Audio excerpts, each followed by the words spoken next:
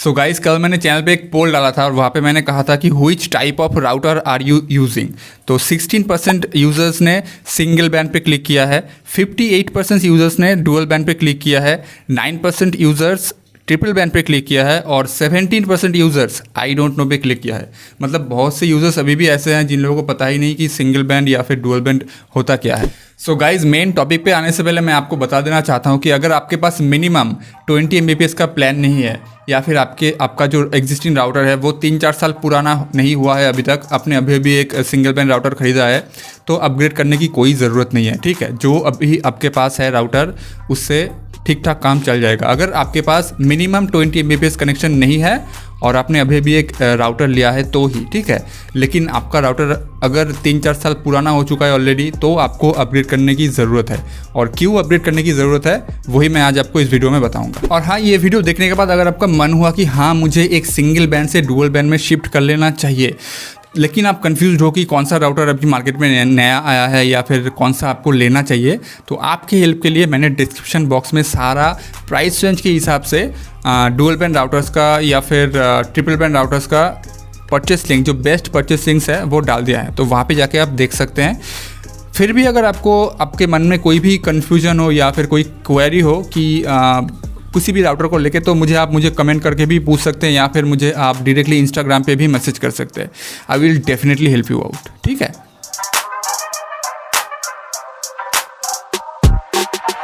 Hi guys, मेरा नाम है शुभजीत और स्वागत करता हूँ आप सभी का एक और ब्रांड न्यू वीडियो में। तो जैसा कि आप लोगों ने देखा कि बहुत सी यूजर्स अभी भी ऐसे हैं जिन लोगों को पता ही नहीं कि सिंगल बैंड या फिर डुअल बैंड राउटर क्या है।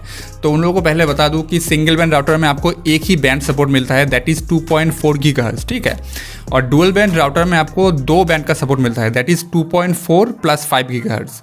और ट्रिपल बैंड राउटर भी अभी मार्केट में अवेलेबल है जिसमें आपको 2.4 + 5 + 5 इन तीनों ही बैंड का सपोर्ट मिलेगा। सो बेसिकली पॉइंट ये है कि 2.4 GHz में आपको रेंज बहुत अच्छी मिल जाती है, लेकिन वहीं पे स्पीड आपको उतना खास नहीं मिलता। मैक्सिमम 60 to 70 Mbps आपको मिलेगा, दैट इज़ इफेक्टिव। ठीक है, और थियोरिटिकली अभी भी मार्केटर्स मतलब जो कंपनी वाले बोलते हैं कि 300 Mbps तक 2.4 GHz में स्पीड चला जाता है, लेकिन मैंने अभी तक नहीं देखा।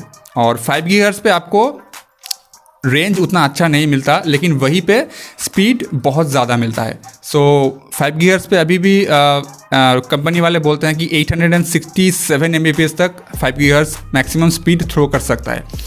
ठीक है, तो दैट इज़ थियोरिटिकली, लेकिन प्रैक्टिकली 500 to 600 Mbps मिल जाता है लोगों को। सो इसीलिए मैंने बोला था कि जिन लोगों के पास मिनिमम 20 Mbps का प्लान नहीं है वो सिंगल बैंड राउटर पे ही अभी भी रह सकते हैं, बिकॉज उतना ज़्यादा उन लोगों के पास स्पीड अवेलेबल नहीं है। तो 5 GHz पे शिफ्ट करने का भी कोई फ़ायदा नहीं मिलेगा उन लोगों को। तो जो राउटर अभी आप लोग यूज़ कर रहे हैं सिंगल बैंड राउटर, वहीं पे रहिए। ठीक है, लेकिन अगर आपका राउटर ऑलरेडी 3-4 साल पुराना हो चुका है तो आपको अपग्रेड करना चाहिए, दैट इज़ बिकॉज जो पुराना आर्किटेक्चर था राउटर में वो अभी बहुत अपग्रेड हो चुका है और आपको एक अच्छा यूज़र एक्सपीरियंस मिल सकता है। सो स्पीड को लेके मेरे दिमाग में एक और पॉइंट आया है, वो है अगर आपके पास एक मिनिमम 20 Mbps का प्लान है और आपने उसी प्लान को राउटर के थ्रू एक्सेस करना चाहते हैं, तो सोचिए आपके पास 10 डिवाइसेस है और 10 डिवाइसेस राउटर के थ्रू कनेक्टेड है वायरलेसली।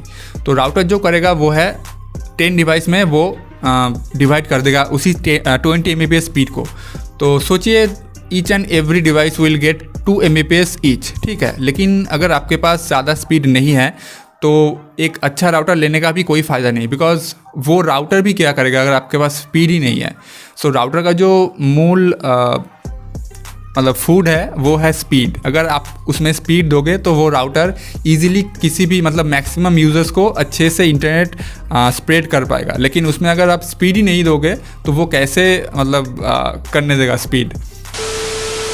ओके, सो पहला पॉइंट ये है कि जो आप चिप सेट आपको एक सिंगल बैंड राउटर में मिलेगा उससे कई गुना ज़्यादा बेटर चिप सेट आपको एक डुअल बैंड AC सीरीज़ के राउटर में मिलेगा। तो सिंगल बैंड राउटर को हम लोग अभी इन सीरीज़ में डालते हैं और जो डुअल बैंड राउटर है वो हम लोग AC सीरीज़ से डिनोट करते हैं। ठीक है, तो ये एक ऐसा चीज़ है, अगर आपके पास एक स्नैपड्रैगन 800 सीरीज़ का चिपसेट है फ़ोन में और वहीं पे आपके पास एक स्नैपड्रैगन 400 सीरीज़ का चिपसेट है, प्रोसेसर है, तो आप खुद सोचिए कि कौन सा प्रोसेसर ज़्यादा कैपेबल है। Obviously 800 series is much more capable than 400 या 600 सीरीज़ प्रोसेसर्स।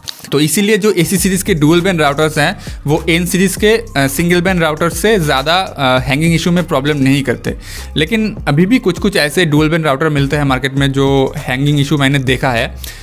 तो ये एक सिंगल बैंड राउटर है, ये मैंने लगभग 1-2 महीना यूज़ किया है। तो मैंने इसमें जब भी कुछ ज़्यादा डेटा अपलोड पे डालता था ये हैंग हो जाता था और ऑटोमेटिकली रिबूट करने लगता था।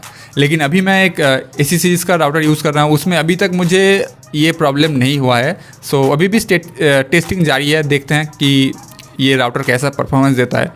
मैं इसका भी रिव्यू बहुत जल्दी चैनल पे लाने वाला हूँ, so stay tuned. So the second point is आपको एक AC सीरीज़ राउटर में बहुत ही स्ट्रॉन्ग एंटीना का सपोर्ट मिलता है और वहीं पे जो N सीरीज़ सिंगल बैंड के राउटर है उसमें आपको जो एंटीना मिलेगा वो उतना ज़्यादा स्ट्रॉन्ग नहीं होगा।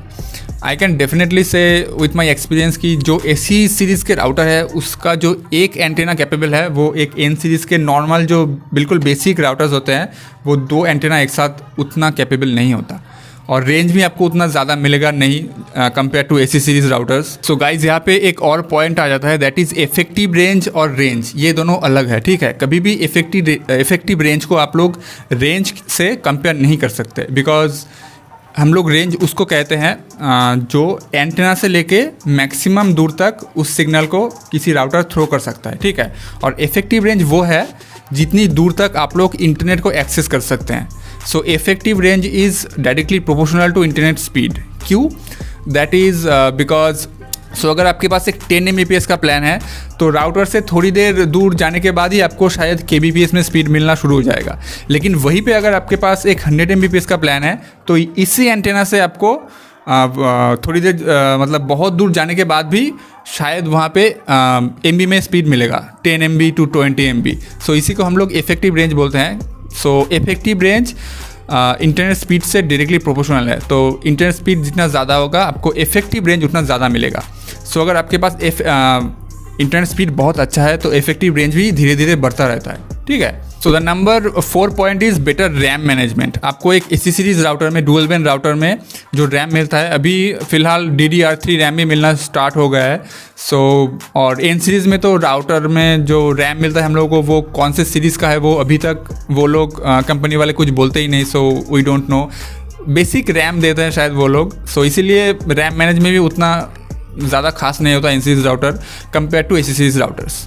सो जितना रैम मैनेजमेंट ज़्यादा होगा वो राउटर उतने ज़्यादा डिवाइस को एक साथ हैंडल कर सकता है। So number 5th point is for shared connection only. तो अगर आपको नहीं पता कि शेयर्ड कनेक्शन क्या होता है वो मैं अगले वीडियो में बता दूंगा, आप कमेंट करके मुझसे पूछ सकते हैं, ठीक है। तो अगर आप एक शेयर्ड कनेक्शन यूज़ करते हैं तो अगर आप ऐसा सोचते हैं कि मुझे तो ऑलरेडी स्पीड उतना अच्छा नहीं मिलता, तो अगर सिर्फ आप एक शेयर्ड कनेक्शन यूज़र हैं तो ये पॉइंट आपके लिए है। जितना बेटर एक राउटर आप यूज़ करेंगे उतना ही ज़्यादा बेटर स्पीड आपको मिलेगा। सो येस, अगर आप एक शेयर कनेक्शन यूज़ करते हैं तो एक AC सीरीज़ राउटर में आपको डेफिनेटली अपग्रेड करना चाहिए। The next point is how many devices can be connected. Obviously जो राउटर इतना ज़्यादा पावरफुल है, AC series routers are much more powerful than single band routers, so obviously much more devices can be connected, right. So अगर आपके पास user ज़्यादा है या फिर आपके पास डिवाइस ज़्यादा है और एक साथ आप लोग यूज़ करना चाहते हैं मैक्सिमम डिवाइस को, so yes AC series routers are best. So the next point is gigabit port. तो किसी भी मतलब लो एंड में जो N सीरीज़ के राउटर आपको मिलेगा, किसी भी राउटर में आपको गीगाबिट पोर्ट नहीं मिलेगा। लेकिन अगर आप मोर देन 2000 रुपीज़ स्पेंड करते हैं किसी भी dual band AC series router में, तो वहीं से आपको एक गीगाबिट पोर्ट का सपोर्ट मिल जाना शुरू हो जाता है, ठीक है।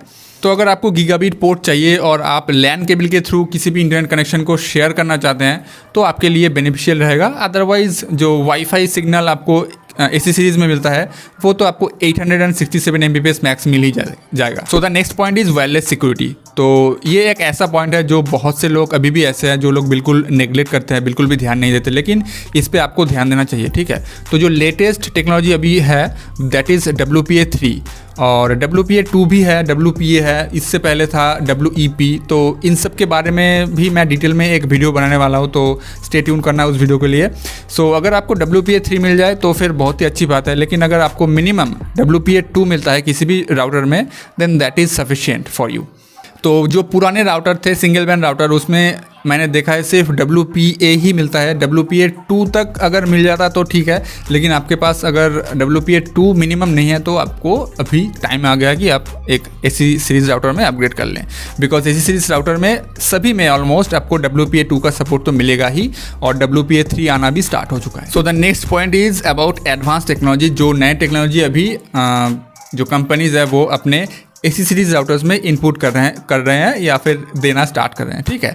तो सबसे पहला पॉइंट है MoveMemo।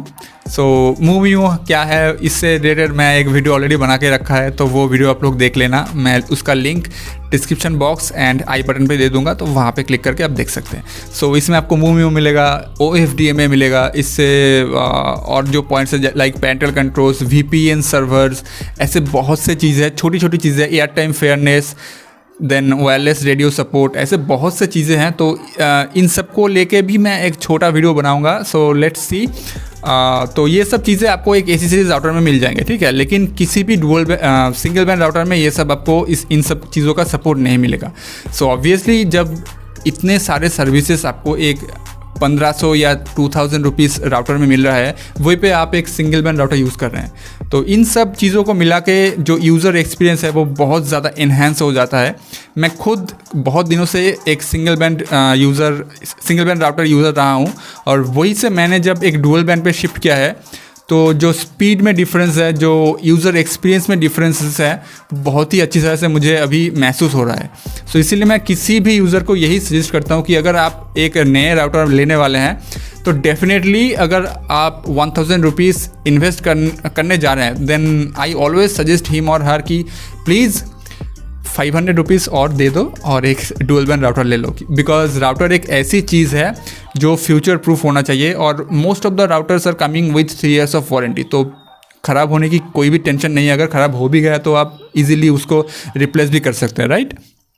सो और एक और बात, अगर आप एक डुअल बैंड राउटर में इन्वेस्ट कर रहे हैं, देन वो एक फ्यूचर प्रूफ ऑप्शन हो रहा है, बिकॉज अगर आपको इन फ्यूचर अगर आपके पास एक 20 या 30 MBps का भी प्लान है, और आप इन फ्यूचर 1 या 2 ईयर बाद एक 60 या 100 MBps का प्लान लेने वाले हो, देन आप उसी राउटर के थ्रू इंटरनेट एक्सेस कर पाओगे। लेकिन अगर आप एक सिंगल बैंड राउटर में अभी इन्वेस्ट कर रहे हैं, तो that will be not sufficient enough after 2 years because of that much higher internet speed. So guys आज के लिए बस इतना ही। अगर आपको ये वीडियो पसंद आया तो एक लाइक ज़रूर कर देना, और चैनल पे अगर नए हैं तो सब्सक्राइब ज़रूर कर लेना ऐसे ही इन्फॉर्मेटिव राउटर से रिलेटेड कंटेंट पाने के लिए। और नेक्स्ट वीडियो आने तक be smart, purchase smart and invest smart. Thank you so much for your time.